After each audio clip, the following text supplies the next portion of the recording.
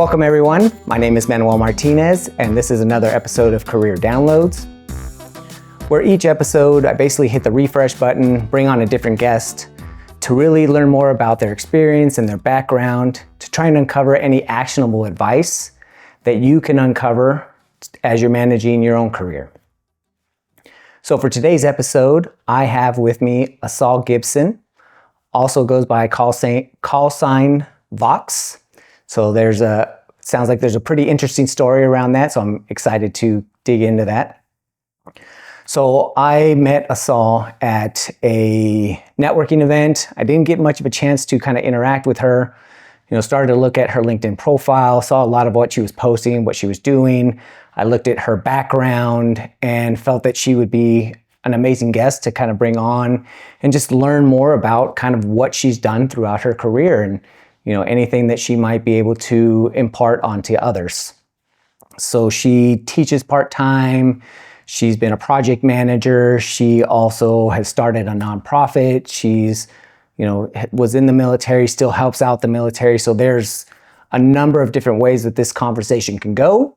And I'm actually really excited because I just have the feeling that this is probably going to be a two-part series at some point. So with that, I will go ahead and introduce Asal. Hi. Hi. I appreciate you coming on and taking the time to kind of share your story and your experiences.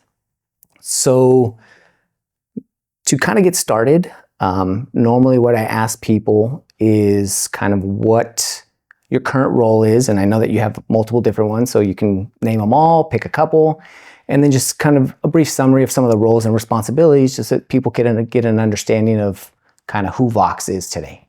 Sure. Yeah, thank you for having me. I really appreciate it. I'm the CEO and founder of Cyroot. We're an IT and cybersecurity company born and raised here in Las Vegas. And I'm also the president of Cyroot Academy. It's a nonprofit arm of our company where we provide education at no cost to our military and veterans in the community. And about the teaching, I've been teaching for going on 3 years. I taught cybersecurity for 2 years at UNLV and a couple other universities. And now I'm on the faculty in a business school where I teach business classes and IT project management classes. I know we're going to probably get into it at some point, but I am very curious now. So I'm curious how the call sign name Vox came about. So I don't know if that's something you want to dig into now or if it's something that will kind of come up along, the conversation. Yeah. So I've had that call sign for 10 years. In the aviation community, you normally get a call sign. I think it started as a security thing. You go by a nickname or a call sign, not your full name. Now, I was never a pilot, but I hung out with pilots. And, I just went by the name Asal. And they start giving me different call signs. Like if I was being picky about the coffee, I'm like, this coffee sucks. They're like, finicky. That's your call sign. And I would get annoyed. I'm like, I'm not finicky, okay? But this coffee sucks. And then they gave me the call sign Big E because I was the most extroverted person in there, because I would come in and say good morning and no one would say good morning back, and they're like, you're way too extroverted. So I went by Big E until a person said, hey, you can't call her the Big E, that's the big enterprise ship in the Navy. So I went back to being called Asal, and then I was presenting a project to the CEO and people in the company saying, hey, we really need to recruit people out of college and give them a chance to sponsor their security clearance and bring them into the defense contracting instead of building ridiculous requirements for entry-level jobs. So I started getting, some attention for that. Like, where did that come from? So the CEO and a commander thought, well, Vox would be good call sign for me because Vox means the voice of the people.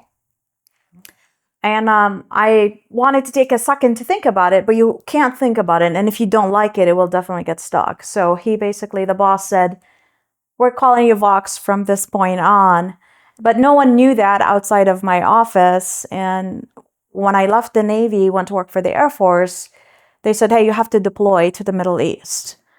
And I've never been deployed. I was never trained as military personnel. I was civilian.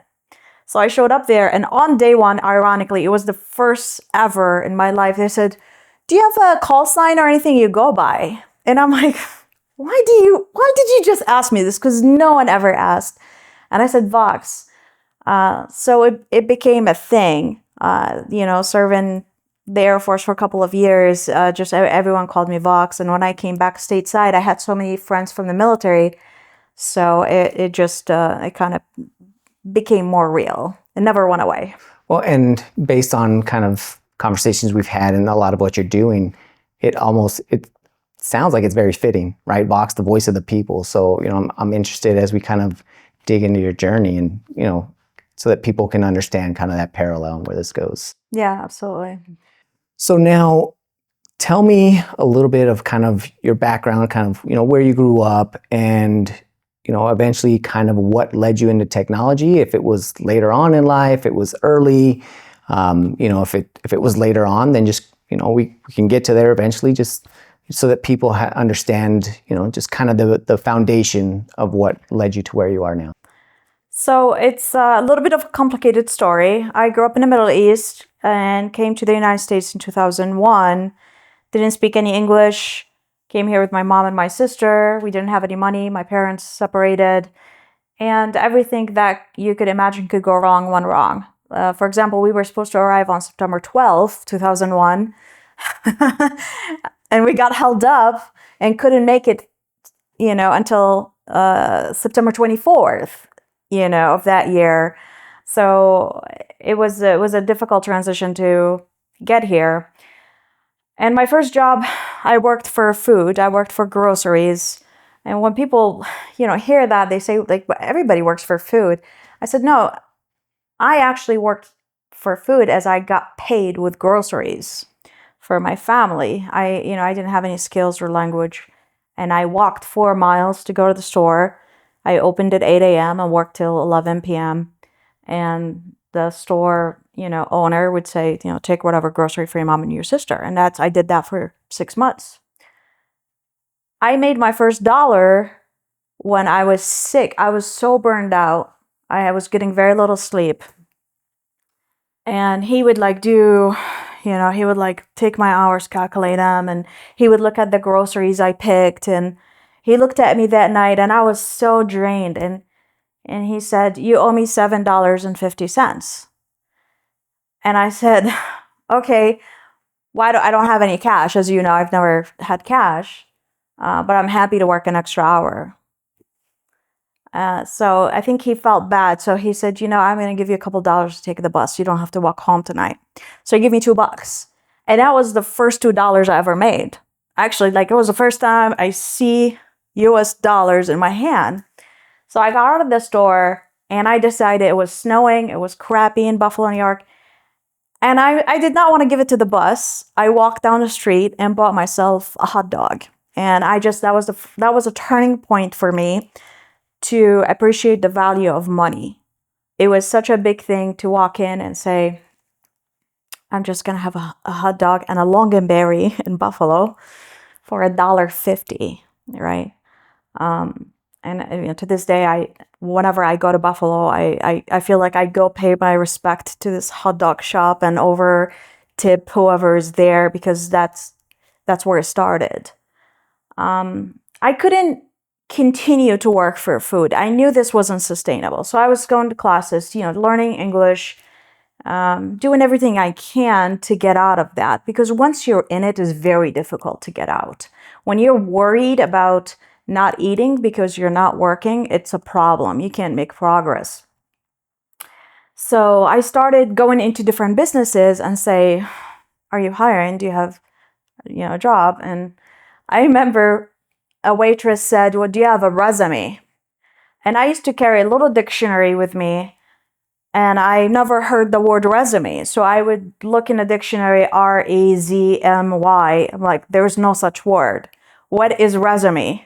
And I say, no, I don't have that. And I couldn't understand what the word meant. So it was very frustrating. So she said, well, just give me your phone number. I'll talk to the manager and I'll call you. Well, I also don't have a phone, you know. So I walked to Radio Shack and I said, hey, I want just a basic phone. How much is a phone? And the store manager said, what do you need the phone for? Like, we have this plan, $39.99, you get 400 minutes, Sprint PCS. I remember. And I said, well, I can't afford that phone, like, because it was like, you had to pay for the phone. So he found me a free phone with the plan, if you sign a 1-year contract or whatever. And he said, what are you going to do with this phone? And I spoke very little English at the time, right? So I said, well, I'm looking for a job and they want a resume and a phone. I don't know what a resume is, but I'm going to get the phone. So he said, well, we're hiring. Why don't you apply here? And I looked around and I said, I don't know anything about what you sell here. I know this is a TV, it's a VCR, but I don't know what everything else. And he said, oh, it's just technology. I'll teach you. I'll teach you. So I said, okay, what do I have to do? He said, oh, just fill this out. So I filled it out. I gave him the phone number with the phone he just gave me. And he told me to come tomorrow. He said, come tomorrow at 10.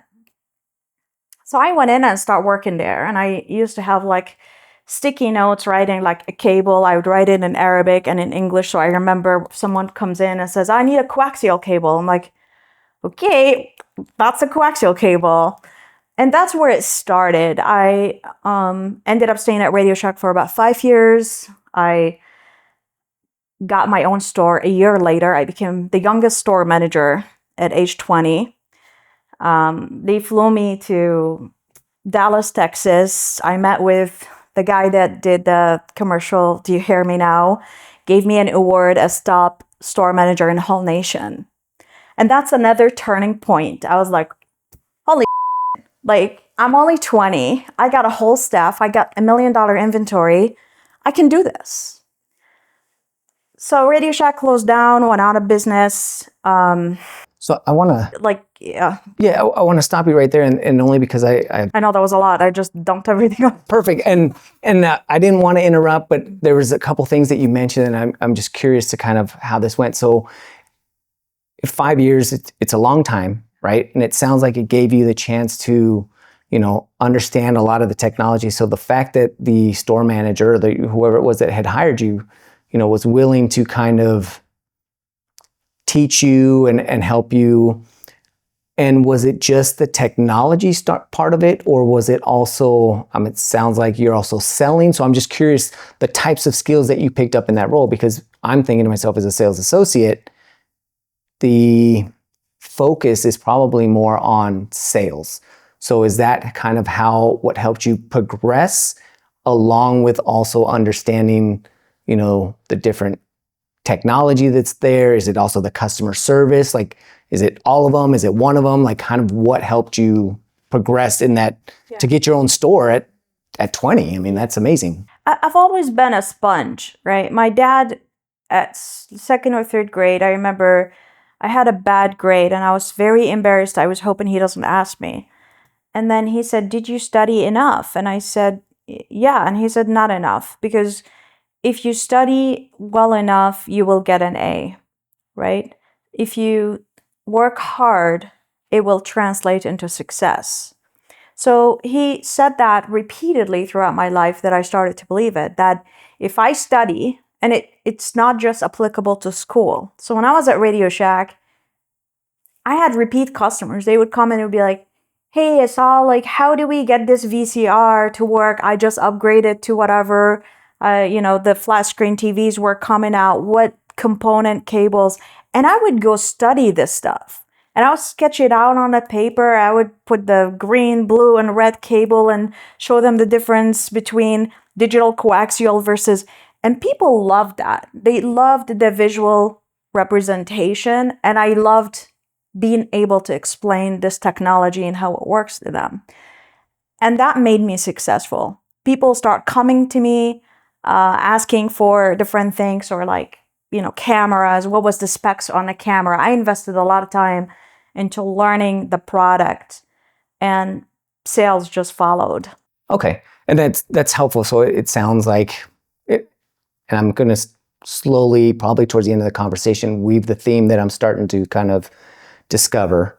Okay, so then from here, you mentioned that after Radio Shack, I'll let you go ahead and kind of continue. Yeah, so, one of the things I've done also, I was in this kind of die-in mall that they gave me the store, right? So I would get out and, walk into nearby places and say, hey, if you buy cell phone service from us, I'll give you 10% off your bill. So I created my own flyers and I would go try to get customers to come to this die-in mall. And one of those customers was the Acura dealership. So when we were closing down, the dealership manager said, well, what are you going to do? He's like, why don't you come sell cars, man? You can make so much more money. And it was the same thing. I don't know anything about cars. And he said, I will teach you. And I'm someone that can be taught, that can be coached. And that was the secret to my success anywhere I went. If someone was willing to teach me something or say, I need you to go read this book or go study or go research, it's done. Not only that you could be taught, you wanted to be taught. It sounds like you had a thirst for knowledge or understanding, not just surface level, like, okay, what's the bare minimum that I need to know to be successful? But I mean, going above and beyond and saying, okay, here's what I need to know. I'm going to know this. Mm-hmm. Is that accurate? Yes, absolutely. Absolutely. So I stayed at the dealer for 1 year and I got recruited by a customer. I sold him his Acura and he thought, I was on top of it. I would show up to work with suits and high heels every day. And he's like, have you thought about going into financial sales? You could make so much more money. And it was the same answer. I don't know anything about finance. I don't know anything about money. I just started making money a couple of years ago, And it was the same thing. We'll teach you. We'll put you through the training. We'll put you through the certification exams. You just have to be willing to learn, right? And follow. So I went and put 5 years in the financial services industry. After I joined 2 years later, I was agent of the year. I had the largest book for a junior agent. And it was the same thing. I put my heart and soul. I knew annuities inside out, mutual funds, whatever you call it. And I would go out and talk to people. And I didn't like sales. I didn't like cold calling. I looked for problems, right? So I looked at, small businesses or, hey, someone moved their job and, what do you do with your money or whatever. So I looked to solve the problem and educate people on what they could do with their money in the financial industry. And my dad was right. You study and you do your work, money will follow, and money followed. And not just money, but it sounds like also the connections, and obviously people are seeing something, right? Because it sounds like, the first 2 times that you went out and you're like, hey, I'm looking for a job. But there must have been something that people noticed in you.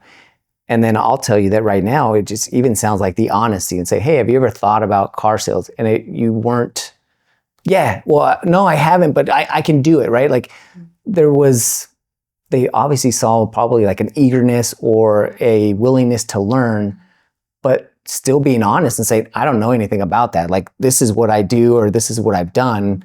Do you think that, again, not having a resume and not really putting in job applications, but what, in your experience or in your opinion, what do you think it is that really made people want to give you an offer and feel that if they told you all you have to do is learn and kind of be willing to teach you?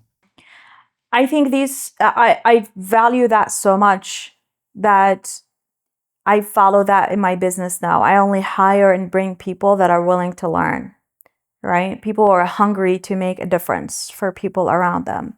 Because that's what happened to me. It doesn't matter where you threw me. I had the work ethic that I'd work my ass off, man. I know what the product is and how to do the process and be successful. So these people that gave me the chance, I try to do that for others. And really that's a secret to hiring good people. You get resumes of very impressive people. And I get resumes all the time like, ChatGPT did a great job writing this for you, right? but they're not good problem solvers and they're not good learners. I've had people that didn't last 5 weeks working for me. Because I give them a training and I check up with them, like, did you learn this? What did you learn? And they can't explain what they learned, right? They do the bare minimal. All right, I'm going to put in 8 hours to read this material and do whatever and get out. And that personality just doesn't mesh well with how I was brought up, right? And your leadership style, it sounds like, right? Your leadership style is very much like, if you're putting in the effort, I'll invest in you, I'll help you, I will make sure that you succeed, but it's a two-way street. You have to do your part to make sure that, you're doing, you're putting in the effort. Right. Otherwise, like, why are you here? Absolutely. Absolutely. Yes. I see that every day and twice on Sunday. I tell you, one of the recent interviews I've had, I've been asking a very specific question. So I moved away from, tell me about yourself. Tell me about your weaknesses. Like, yeah, people just make up bullshit answers. Like, my weakness is I'm too detail oriented, or I care too much about my job. Like, all right, get out of here. So I ask a realistic question that puts people on the spot. And this question, every single person I interviewed failed and didn't get a job. And it was very specific. If you drive a Tesla or an electric car and you forgot to charge it, as soon as you park, the car locks and you can't get out. What is the first thing you do? So asking you this question, Manny, what would be the first thing you do? First thing I do is I would probably, if I hadn't already read the manual, there's got to be a fail-safe somewhere. Right. I have a phone on me. I would look it up and say, okay, Tesla, it's not charged. I'm locked inside. How do I get out? Right. And start trying to figure it out. I mean, there's got to be some way. Like, I would think of for example, like if the situation where if they say, hey, if you're ever in a trunk, right? Like, how do you get out? Well, there's a fail-safe. There's a fail-safe somewhere. Exactly. If I didn't have the internet, like, I'm going to dig around. I'll find something. There's a way to get out. Yes. I doubt that they built this without that capability. I'll either find it myself or I'll research and... Hired. I can't get people to say that answer. I would smash the window and get out. I had one student, a graduate student, said, I'd call 911. And I said, that should be the very last thing you do, right? And, so I was talking about this just last week because we're putting a class on mock interviews. And I brought up this example of how most people fail to answer this question is, they lack critical thinking and problem solving. All I needed someone to say is, I would reach into a glove compartment and look at the manual. I would look to see if there's a manual, switch. I would call Tesla. I would Google. I would ask ChatGPT on my phone and say, I got locked in my car. How do I get out? Like, all of these would have been good answers besides I'll call 911 or destroy my own property to get out. That tells me when the panic sets, you're just not going to do very well. And that's not good in technology. Similar to you, I got this interview question once. And when I was in a manager or hiring position, or sometimes they bring me in as like a senior engineer, the one question I would get is they told me, you're at a PC, you can't get out to the internet, you can't get out to that, like you can't communicate. The only thing you have available to you is a command prompt. How do you figure out what's wrong? And he told me, he's like, there's no wrong or right answer, and again, it's that critical thinking. They wanted to see, how would you figure this out? And then I was like, oh, okay, well, first, and then you start speaking to him. Well, I ping my local address, ping the loopback. Does that work? And then he would go, yep, it does. Now what's next? So he was giving me like, you tell me what you would do and I'll tell you what response or what goes through. And we started going through it eventually. And he was like, well, there's no right answer. I was like, so what was the problem? He's like, I don't know. And I was like, well, what do you mean? And he was like, I just wanted to see the critical thinking. What were you going to try and do? Okay, you pinged local right away. You're like, ping Google. All right, well, you're way far. Well, maybe you're working your way this way, or hey, I started local and now I'm working out this way, or I'm just, I don't know. I try to go to the internet, it doesn't work. And he says there's people that just go, I don't know. and similar to you, I don't know, or I ping Google and no response, so I don't know what's wrong. Yeah, exactly. Yeah, because that's what would happen in real life. You could be in a situation where you don't have access to your computer, freeze, and you have to write a command to diagnose your machine. Like that is very well, especially in the type of work you do. That was interesting. So you say from that question though, that you hardly, I'm assuming you get what would you say the percentage of people that answer it in a way that you would deem, appropriate? From the ones I interviewed, no one answered it the way. Really? No, yeah. Smashing your window and calling 911 and panic, and I was like, these are not good answers. Yeah. So I look for scenarios like this to continue to gauge where people at and what would they do in situation like that. And do you think that that's a lack of experience? Is it just people are so used to, especially with now, because one of the things that I think about now is there's so much information. I mean, there's a plethora of information. Whereas when I kind of started in tech, I mean, sure, there was the internet, but there wasn't YouTube, there wasn't all these things. So a lot of it was, if it's not working, I have to figure it out, right? Like I've got to go, okay, well, is this plugged in? Is that plugged in? Well, let me try rebooting. You might have tried all kinds of things that just, in hindsight, I was like, why would I have done that? Like, that's not going to fix it, but it's something, right? And I don't know about you, but I've heard this, and I listen to different podcasts and interviews, and like in the military, and I've heard certain things where they're like, hey, you're stuck in the middle of nowhere. What do? Right. Start walking.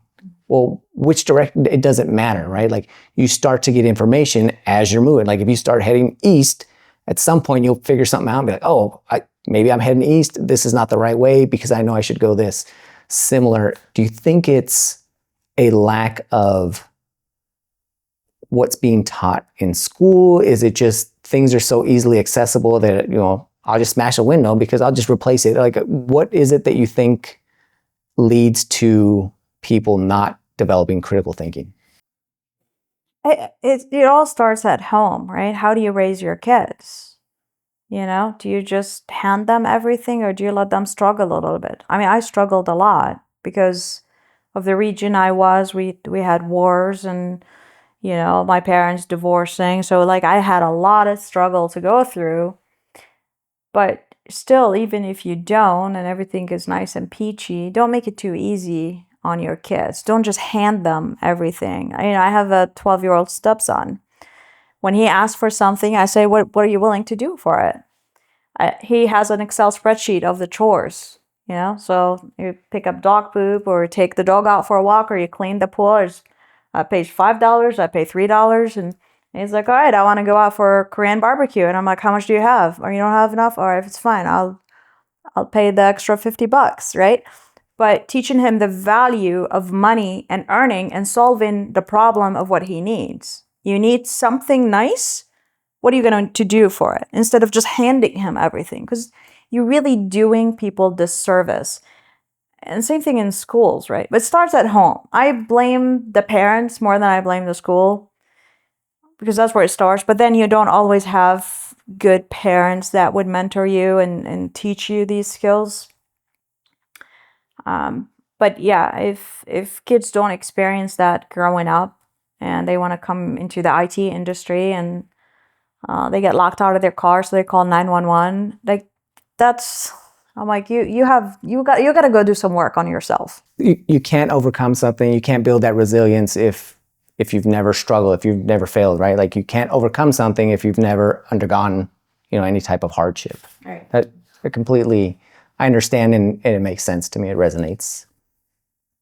So now you've gone through, and you're in the finance industry. You've done to this point. Also worked at Radio Shack. You've done all these things. You've accomplished, for most people, again, in my opinion, you've accomplished a lot in a short amount of time. Car dealership. So what leads you out of the finance industry? And the reason I ask is it sounds like each place you're at, you're successful. Like had Radio Shack still been around, I feel like you could have moved up there. If you wanted to, same thing probably could have happened at the dealership. You could have moved your way up through the dealership to where now Vox owns, a couple dealerships, right? Same thing in the finance industry. Like, so what is it that led you to kind of move out of finance? And so I hit a ceiling, right? I was in Buffalo, New York, and the competition in finance was high, and there's only so many people to talk to. So you had finance, banking, and you had the medical industry. There wasn't a lot of really room for growth. So at age 24, I already had a brand new Acura TSX. That was my second car. I had a beautiful condo on a golf course, zero debt. Everything's cool, right? But I just couldn't do more. Like the challenge stopped. So I went on a date with an attorney, and he was MBA from Wharton Business School and went to Ivy League, and I met him at an event, and he asked me out on a date, and we were talking, and he said, you're doing really well, you're very successful. And it slipped out, and I said, yes, but I never went to college. I don't have a college degree. And he got so turned off. He said, we can't date. You cannot have a college degree. Like and I said, hey, I understand. I understand. Like you went through the Ivy League and all of that. But I went home and thought, it doesn't matter how much money I have. I don't have education. So when I meet someone at that level, they still don't have the respect for me that I needed. I was successful. I had money. I had a beautiful place. I had a brand new car. But he still said no because I didn't have a college degree. And I can't have that. So I started looking at, colleges. How do you get admitted? At that time, I, took a bunch of classes on math and English as second language. So I had lots of credit, from the community college. And I remember I just filled out an application, started my FAFSA, started working on that. I stayed up till 3 a.m. working on that. And then I went to work the next day, and I went right into the managing partner's office. And he used to call me Firecracker. That was my first call sign. He was like, "What's up, Firecracker?" And I said, "Hey, John, I think I want to quit. I want to go back to school." And he said, "What do you want to go to school for?" I said, I want to have a college degree. I don't have a college degree.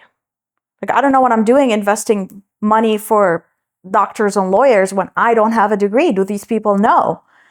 And he said, no one cares. You know what you're talking about.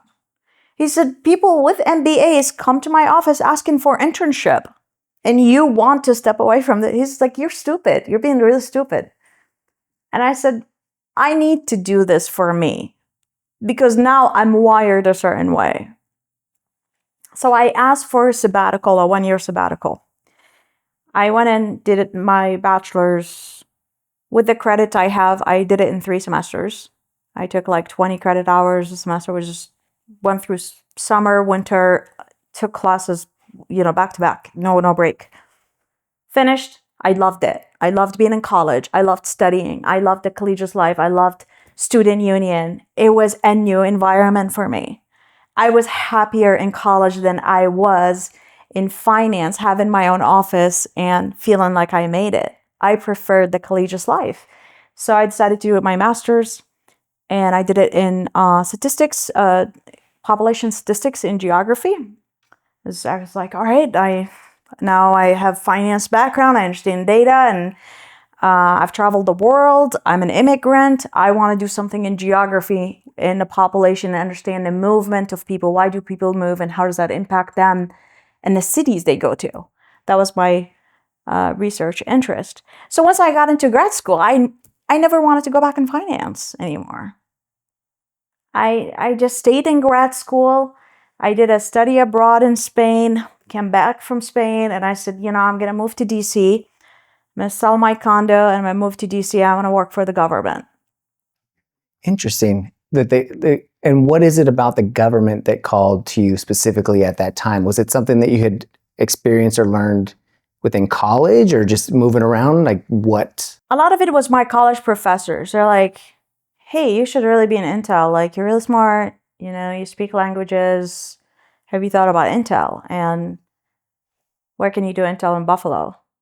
So many people have said that to me that I started looking into government work and military and what was the military doing and how can I help the military and the government having this technical background now, understanding data and analysis and also speaking language and having a degree in geography that is helpful to the military. So I graduated and basically I moved 3 days later. I just loaded up my car and rented a studio in downtown Alexandria, and I got a job at Rite Aid making $12 an hour because I wanted to be in DC, but I didn't want to wait to have a job. So I just worked for $12 until I could figure it out. That's amazing. I mean, just the fact that you didn't, like you said, you didn't wait like, oh, okay, I'll figure, until I get a job or until this happens. I mean, by now we've noticed that you are, you're self-motivated, you're a firecracker, you're self-motivated. Like you're not going to let anything impede what it is you want to achieve, right?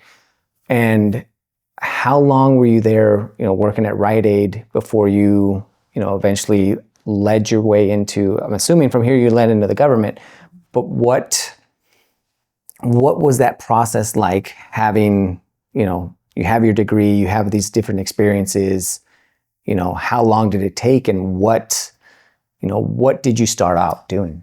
So it was very frustrating because again, I felt like I was back to square one. Now I'm a graduate student. Now I speak the language. I have the experience, blah, blah, blah. I have a resume and I know how to spell resume. Like things are cool, right? But still I would apply to jobs and I had an Excel spreadsheet and I would find, okay, here's the POC, this is the website that put it out. They didn't respond. I had a tracker. And I remember I applied to like 130 jobs.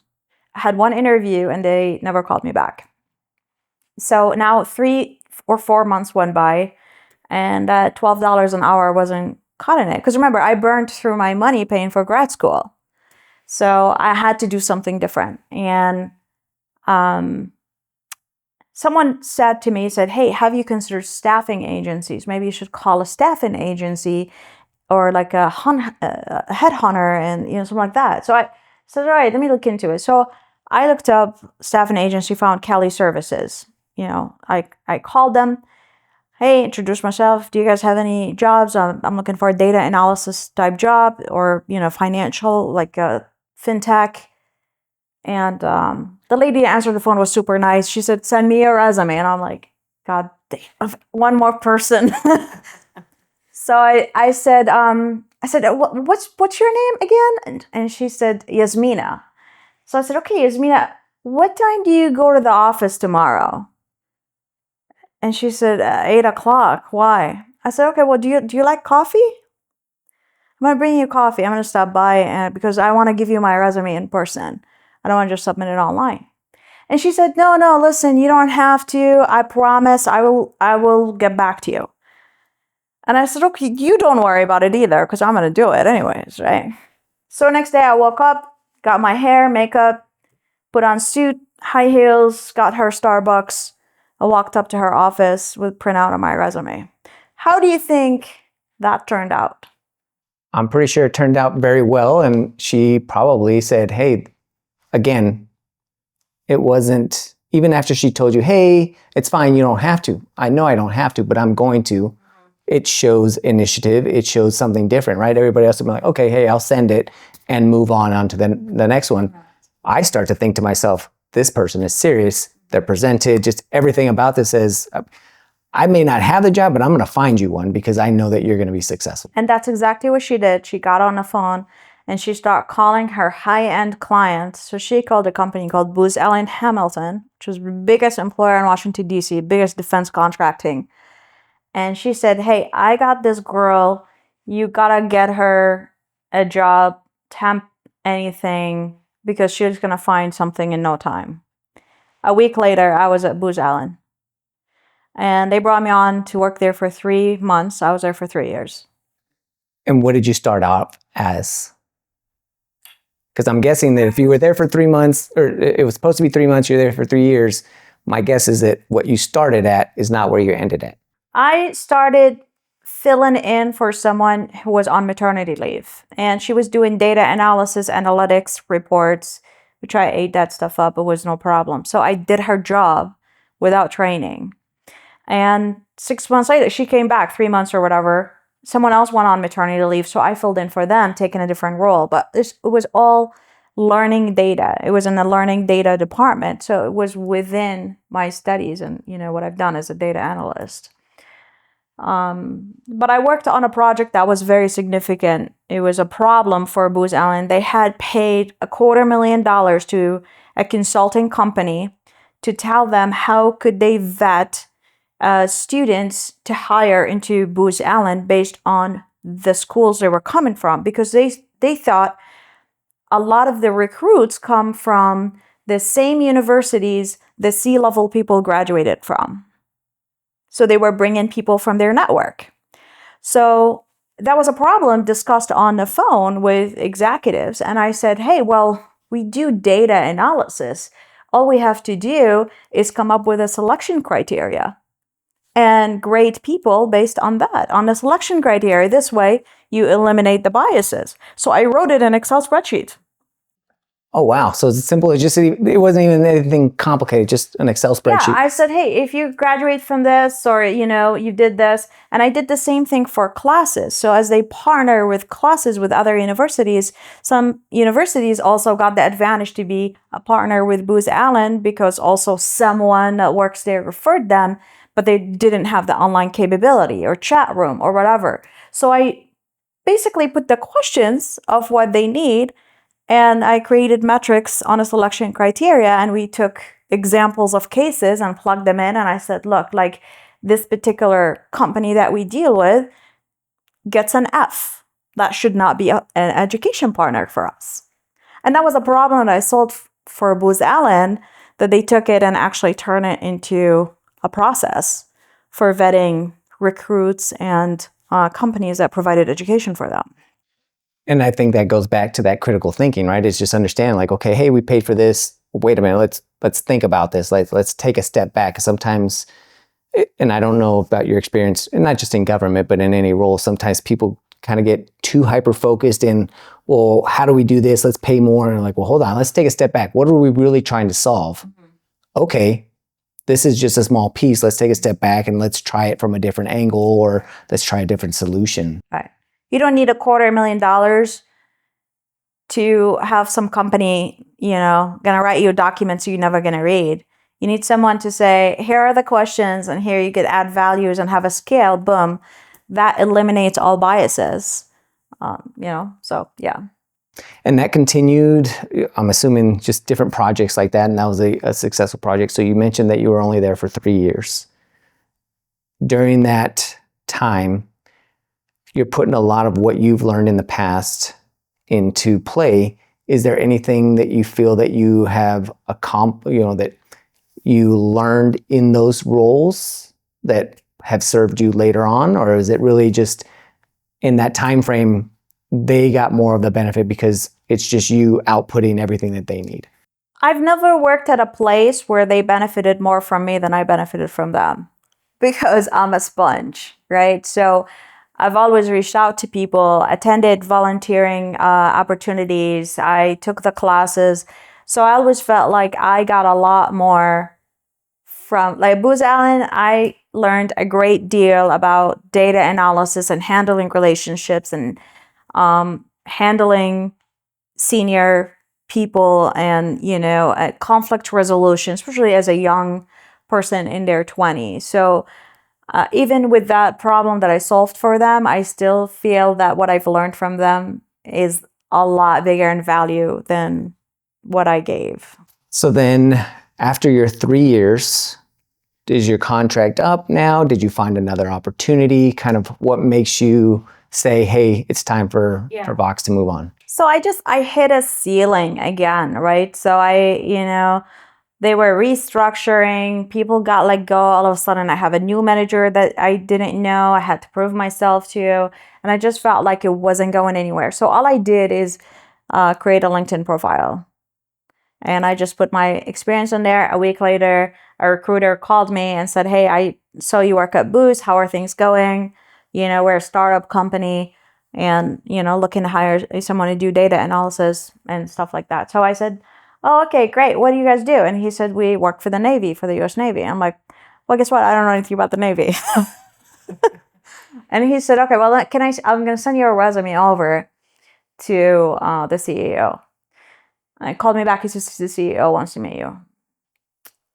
So I was really nervous. So I went Wikipedia the hell out of, the Navy and careers and fighter jet, as much as Wikipedia can give you at the time.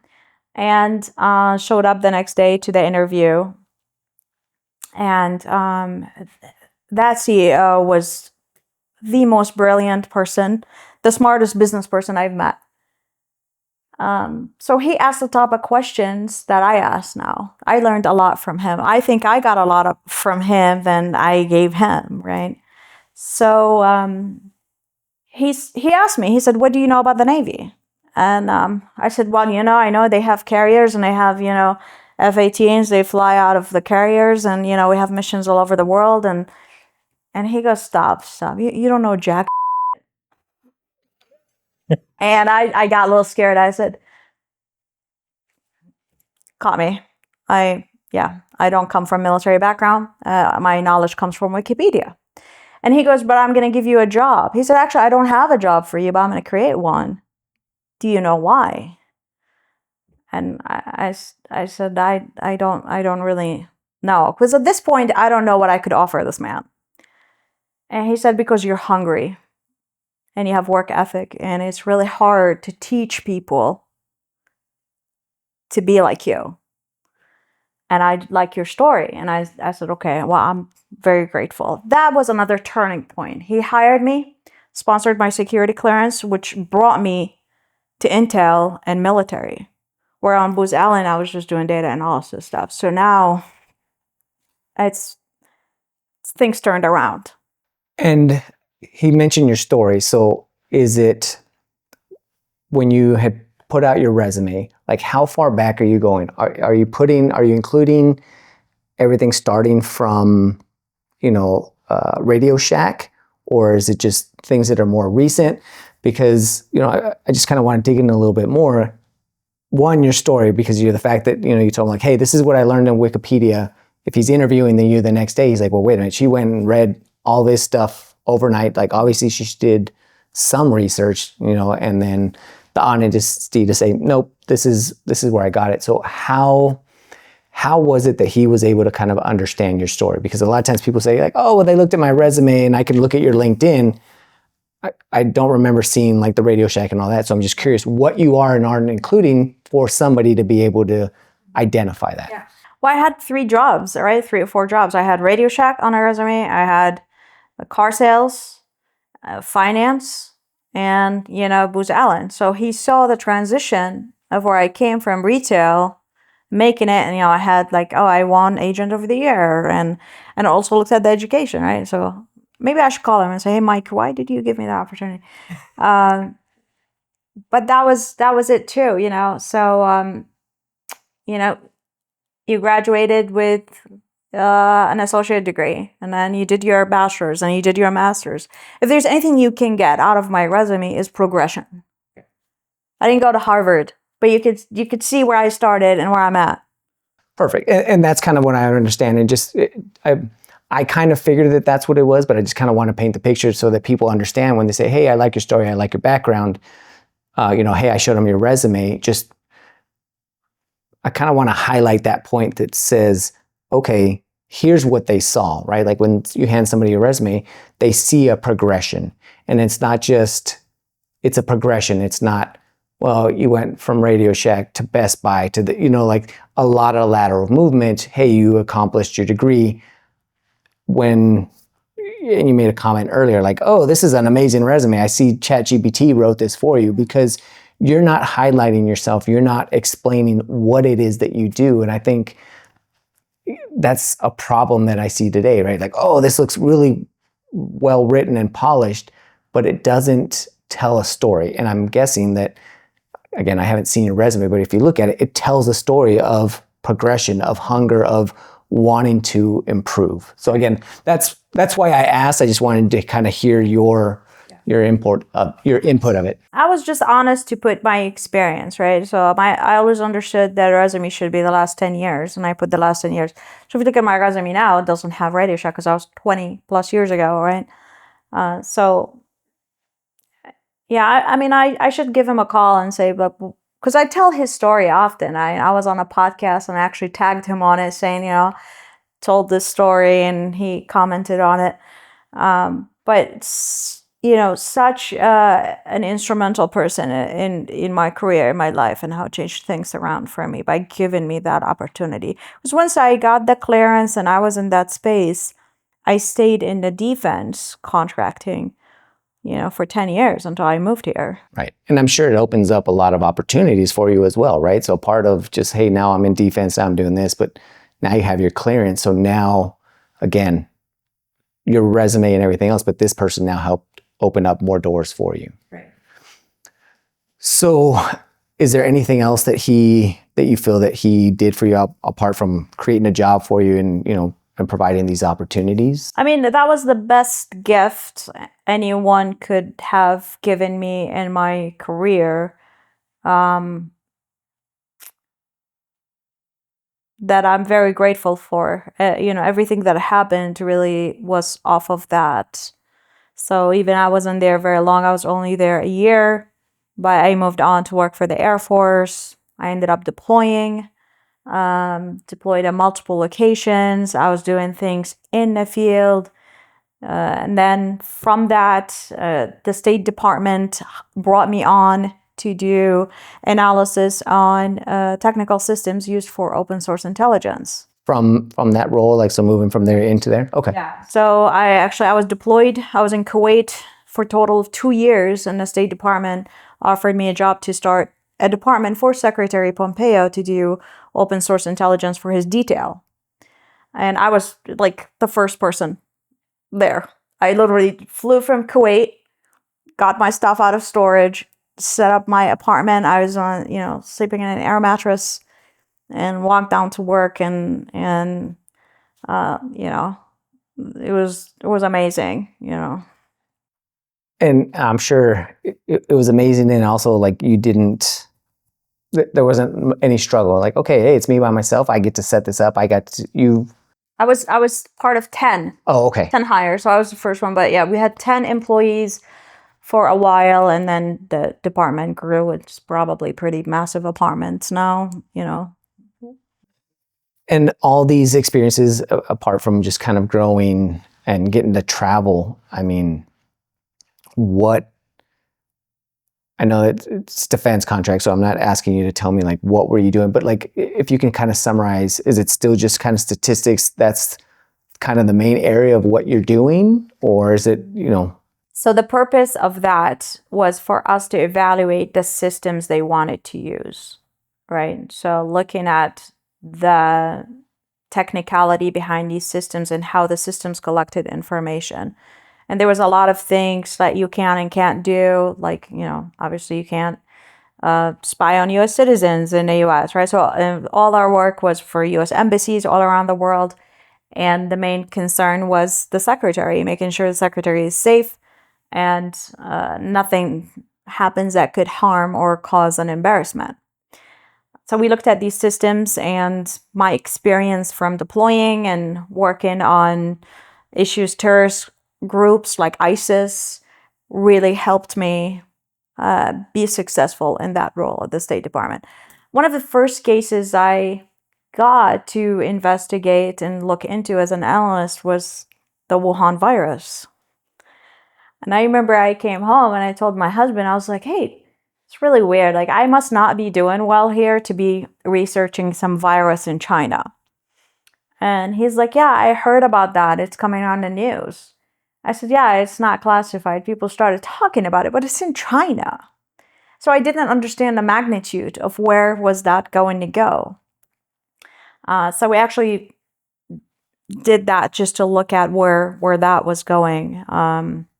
And then, it got as big, and then the whole department closed down. So we couldn't actually be at work or do any work, during COVID. So I stayed at home for, I don't know, a year. And then I went back to the Pentagon because I just couldn't take it working from home. So I went back to the Pentagon, and the Air Force picked me back up, and I was an IT strategist working on policies on how IT systems work and whether they're meeting the expectation of the Department of Defense. So you look at the Army and Air Force, and you're like, all right, what is your IT strategy? Are you guys running training every year? Are you shutting down your systems this many times? Are you meeting the expectations? Which was a lot of it was data analysis to make sure that everyone is tracking and compliant. And it was a lot of meeting and strategy stuff. So I enjoyed it, but that was also a completely different role. So I went into, a policy person than an operational person. And did you enjoy that the policy part of it, or is it something that you were just kind of like, well, it's necessary, but your love is more on the statistical side? I was happy that I reached the highest point in my career a lot faster than I thought I would. So at that point, I was a portfolio manager, and I made the most money. My security clearance got upgraded to top secret. So I was like feeling pretty hot, But the work itself wasn't as fulfilling as, when I was doing operation myself or doing research and actually had my hands on, because that's when you really feel the impact of your job and your work. But when you're working on policy or strategy stuff, you may or may not feel the impact. It's all long-term stuff. So I was happy, but I wasn't truly satisfied as I was like working at the State Department doing that work. And I know that early on in your career, you mentioned, the kind of some of the struggles and setbacks. And it sounds like for the most part, there was a lot of success, a lot of, upward trajectory. Anywhere along that career path so far, at least to that point, were there any areas where you feel that I don't want to say failure, but sometimes a failure, like things that didn't go your way, things that didn't work out well, that you think that you learned from? So it sounds like, again, you're learning a lot, and you're that sponge, you're picking up a lot of things. But is everything that you're learning of benefit? Because again, there's nothing wrong with it, but I'm just curious if there's anything that, hey, this went wrong and here's what I learned, and just anything of that nature. Yeah, there was always lessons learned, and reflecting back on the experience, I could have done better in all of them. That's why I say I always get a lot more. I learn a lot more than I can give, right? So I would definitely do a couple of things differently if I would go back. But if I wasn't in that space and experiencing the issues and making the wrong decisions, and I wouldn't have grown, right? I wouldn't have grown. I wouldn't have done better for the next employer. I don't know if that answers your question. It does. So it sounds like the experiences that you had in each individual role, you took, again, not asking for like specific details on any one thing, but it sounds like in every role you took something from that you're like, hey, as you moved into the next role, I could have done this better and applied and ultimately use that to be successful in that next role. Does that sound accurate? Yes. Okay. Absolutely. So, and I know we're not going to get to the point where we're going to be able to cover everything. So I will let you kind of direct, how you want to handle this. Would you like to talk about kind of a little bit more about what you're doing now? Or sounds like we could easily have a whole another hour on on everything else that's happened. We can talk about it now, or we can save it for part 2. We can talk a little bit about now, just so people get an idea of what happened, right? Unless you want to keep a suspense. No, I'm okay. Yeah, let's go ahead and I want you to tell me more about kind of now what you're doing now, and kind of what led, well, don't give me too many details, but just kind of what led you to kind of starting what you're doing now. So while I was deployed, I met my husband. He was, an F-16 pilot. He was the military base commander. And we worked together for a year, got to know each other pretty well. And it was just by chance, or maybe God had sent me back to the State Department and sent him back to the Pentagon.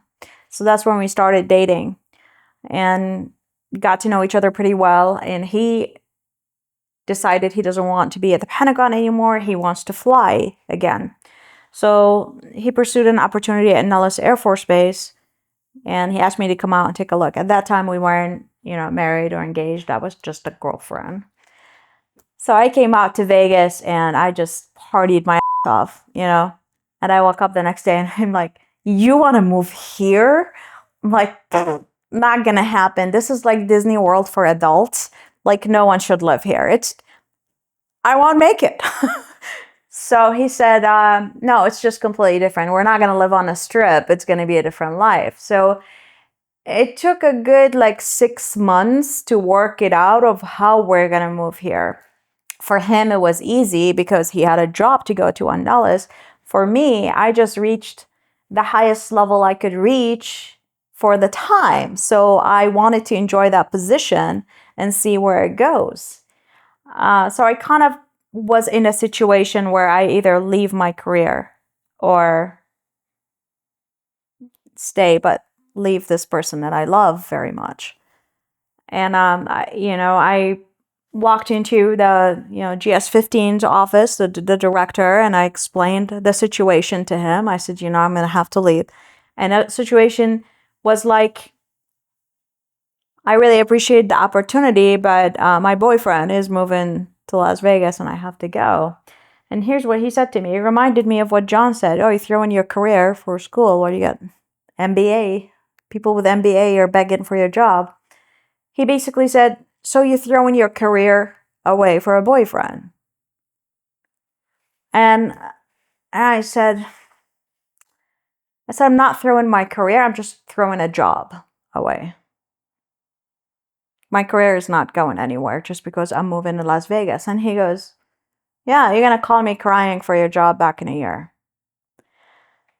And man, there's nothing motivates me more than people that challenge me. Like if you really want, to see the true Vox, you say something like that. And I said, okay, thanks for the challenge. I'll let you know.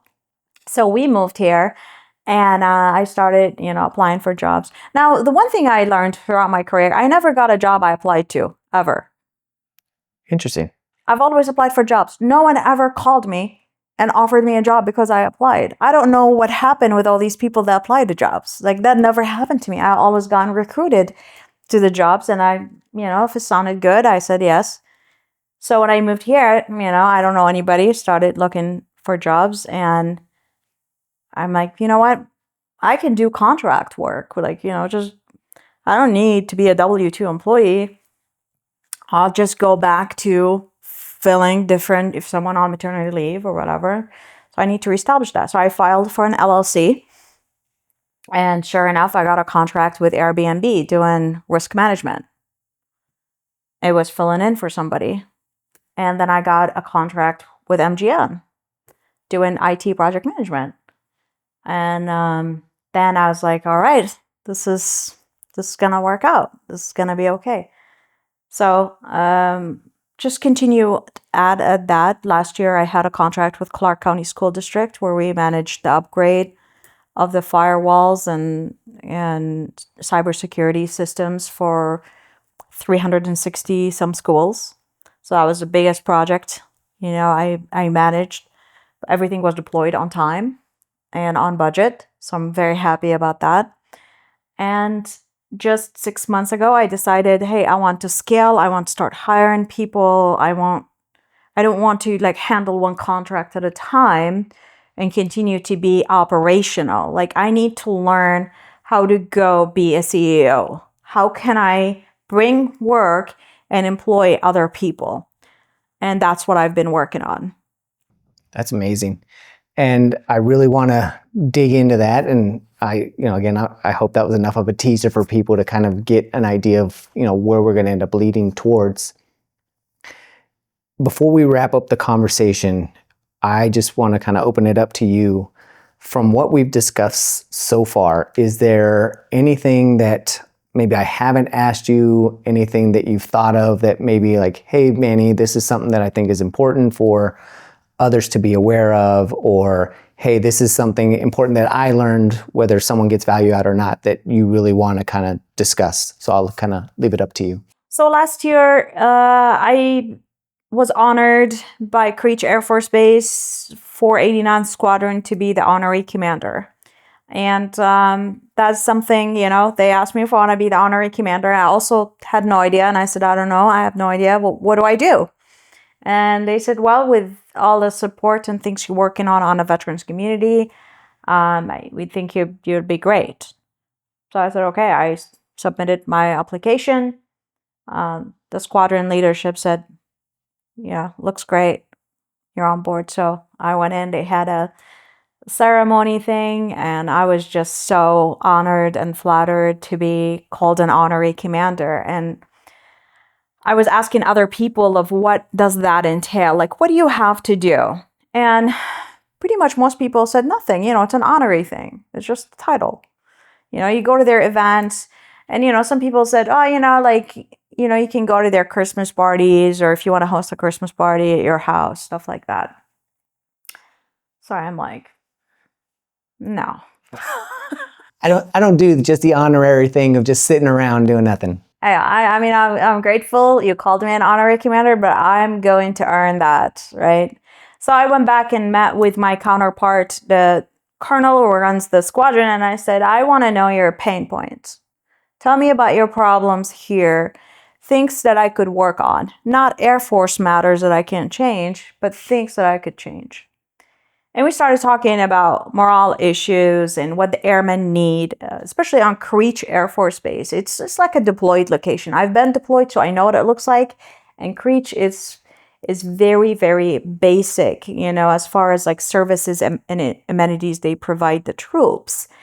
And I started thinking about what kind of programs can we put there to increase morale, to bring education opportunities, networking opportunities. It's so far out, So one of the things that was brought up to my attention is, hey, Nellis has lots of education opportunities. They have seminars, they have networking events, coffee connections. We have really very little things to go to here. And I said, okay, well, how about we work with transitioning military to bring education opportunities here? So I'm a faculty member at UNLV. I've been teaching, 3 years. I'd love to bring those classes to the base. So the commander said, well, that would be great. That would really help us, because when people put their papers in, they don't know what they're going to do, right? They're afraid to get out of the military. So I started looking into what does government contracting requires. Oh, you're required to have a PMP to run a contract, a CompTIA Security Plus, a CISP. So I started thinking about those. Well, how do I find qualified people to teach those classes? And from there, I started a nonprofit, and I started calling instructors in my network and military saying, hey, you're certified. Would you like to teach a class? We'll sponsor it. We'll bring coffee, donuts. We'll do all the marketing material for you. And people just jumped on it. I have over 10 instructors now. We just launched in January. We're holding 2 certification classes on Creech Air Force Base. We partnered with the Las Vegas Library District. We partnered with CSN as an education provider. And we have a bunch of classes, all certification-based, coming up, from Six Sigma, PMP, other certifications, technical stuff, even photography. I met someone, I said, hey, if you can teach this skill and get someone to master it, and they're going to go out and be a photographer, then, hey, we taught someone to fish instead of giving them a fish. So Christian-based, I believe in the light. I want to bring up this verse from the Bible that I always bring up of why we're doing what we're doing. Christ met with his disciples, and he said, you're the light of the world. Like a light on a hilltop that cannot be hidden. And I remember when I read that, it just really impacted me as an instructor talking to students, right? Like, I say to my students things like, you're doing really great. You're gonna make it. You're really amazing. Things encouraging, things like this. But to tell a student, you are the light of the world, like, what did he mean by that? Well, he believed that because now you know and you're educated, you're going to go out and be the light for others. And that's what education is all about. So bring in classes on the military base, empowering military personnel to teach certification for their fellow airmen. They bring in the light to others around them. And that's our motto, be the light. That's amazing. And I'm very glad that, you kind of brought that up, the light. And I know we kind of teased it a little bit, or at least I did, that the call sign Vox really ties into that, right? Voice of the people, the light of the people, and just kind of that theme. And I'm excited, and for those, you mentioned that you just started this in January, and for those that aren't aware, we're recording this in the middle of March. So it's a short time span, and it sounds like you've accomplished quite a bit during that time. And I'm excited to bring you back, and whatever we decide that time frame is, maybe definitely before the end of the year, right? Maybe in 6 months or so, and really dive into the last half of your career and understand more about your nonprofit, your for-profit business as well, and just talk about those and see how much has changed from now until then. Yes, absolutely. That sounds great. And again, I want to thank you. I'm glad that, I reached out, and, again, similar to, you've talked about it before, just the impact of light. What ultimately led me to kind of bring you on as a guest was I saw a post where you talked about something similar. I might believe it might have been in relation to some of these classes where, like, hey, I'm trying to teach, I'm trying to help others. And I felt that was a perfect synergy for what we're trying to accomplish with the podcast, and just make people aware of other people's experiences, their stories, for anybody local here in Vegas that might be part of the military, to understand that, hey, this is, these are things that are available to them. And again, technology can be for everybody, or it might not. It's just understanding that just like in all the other roles that you had, you have to put in an effort, right? Like, if you just think that you're going to take some of these courses that you're providing, free of charge, and I'm going to come out and I'm going to make 6 figures, like, you're delusional. Like, that's not going to happen. Can you get there? Yes. Is it going to take work? Absolutely. But again, I love what you're doing, and I can't wait to bring you back. Thank you. I really appreciate the opportunity to tell this story. For me, it's the story of progression. That's all what it is. I'm not anything special. I just worked hard and made a lot of progress, and I continue to work hard. So when people say, oh, what's the secret sauce, or how did you get here, or you just don't give up. I question myself a lot, like everybody else, right? I go through moments where I'm like, it's not gonna happen. I'm not gonna make it. It's just I'm hitting ceilings here. But you always have a door open. If you don't hit a ceiling, then and you're not looking at other opportunities and accepting other opportunities, you will stay there. So just be open-minded, open opportunities. If someone throws you an opportunity and you don't know anything about, don't say, oh, I can't do it. I can't do it. NASA can call me right now. I don't know anything about rocket science. And I would go tell them I don't know anything about rocket science, but I bet you I'll put my head in the books and I would study, because that's what it takes. You gotta put the effort. You gotta do everything you can to learn, to get people trust and respect, to earn that trust and respect. Students fail when they focus on the 6 figures. Anyone that comes to me on a one-on-one and says, how much money can I make? I'm like, I don't even care about money. I never cared about money. Money comes because I'm getting paid for a value service. So when you are so focused on how much money you can make, you're not going to make money. I always remember my dad's advice. You got to work hard and money will follow. I agree. Well, with that, again, thank you very much. And for those of you listening and watching, I appreciate you plugging in and downloading the knowledge. If you haven't subscribed, please like, comment, inform me of what you are enjoying or not enjoying, so that moving forward, I make sure that I'm continue to bring you guests that you find valuable, that you enjoy their stories. And, if there's anybody in the past, similar to Even Box, that you want to hear again multiple times, to understand additional areas of their career, or things that you want to bring in, again, comment, leave me that feedback so that I can make sure that when I bring her back in the future, I can address those questions for you. So with all that, thank you very much.